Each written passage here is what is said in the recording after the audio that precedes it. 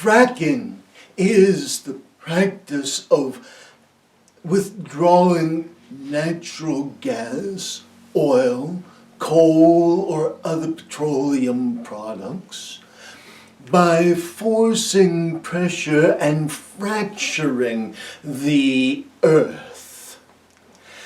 This is an unfortunate situation that is being pursued for financial gain, and it is totally unnecessary. However, it is occurring partly because of greed and partly because of a lack of other technologies and a belief that this is a really good technology when it is not such. It must be understood, though, that such things as fracking, coal, oil, and natural gas are all interrelated topics. And we will be speaking to you about these various topics separately.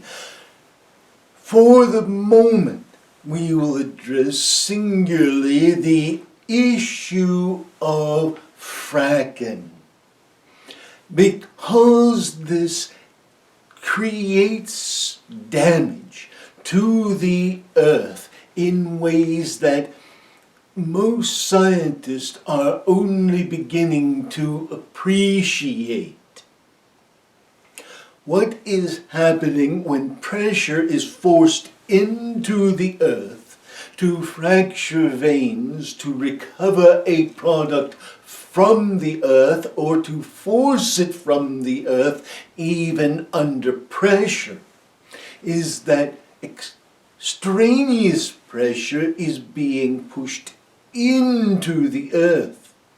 Now, the earth itself is already a composite of layers, and these are of different materials and different strengths.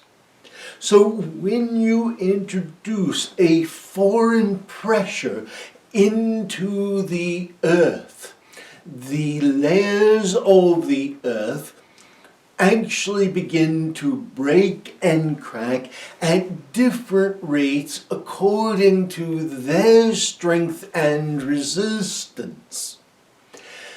Now, this does happen somewhat naturally over a period of millions and millions of years. And of course this happens when there are volcanoes and earthquakes, or when magma spews up from a lower level of the earth to an upper level. But you have land that you consider to be stable, and when you introduce these pressures, you are actually fracturing layers of the earth indiscriminately. If you had the ability to do this in a more discriminate fashion, it would not be as hazardous, but it would still be hazardous, because you always have that slight unexpected consequence to deal with. So what is the result? The result is that you are weakening areas that are considered stable, areas where mankind has built homes, stores, shopping centers, etc., for prolonged periods of time. And suddenly this ground becomes unstable because several miles, maybe even many miles away, someone is causing an instability factor. So the result is that you are having a multitude of small earthquakes in unexpected areas. Now you are beginning to realize that this is the case, and you are altering the practice slightly to anticipate these issues. However, you have not yet scientifically understood that doing such in one area and then fracturing the earth in another area and then in another, creating small disruptions, that these small disruptions begin to link together to create greater disruptions. So fracking is an issue in the very stability of the earth itself that can, does, and will continue to cause earthquakes of a greater and greater magnitude. But that is not all of the problem. For you say you are going to fracture the earth, force water in, and pull up a particular element. But you are going through various layers of the earth, and suddenly other gases escape. Things that have been dormant for millions of years are able to escape.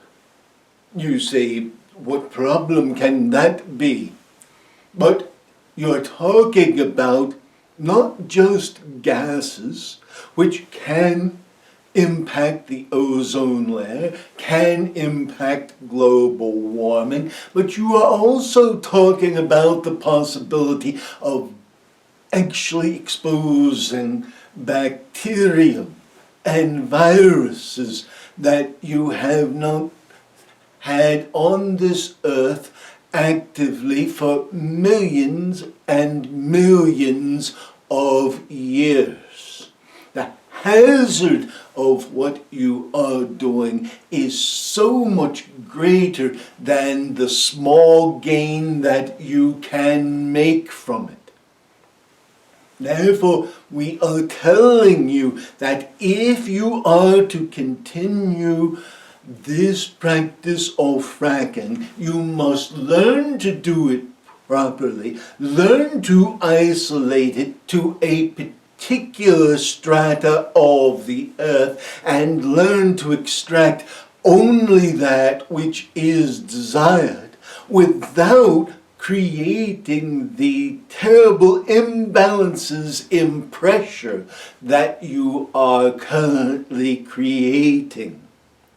For you run the risk, should we not even say run the risk, you are already creating and intensifying the risk of dangers to humanity through earthquake, through disease, and through global warming. We leave you with blessings and with peace. Peace be with each of you.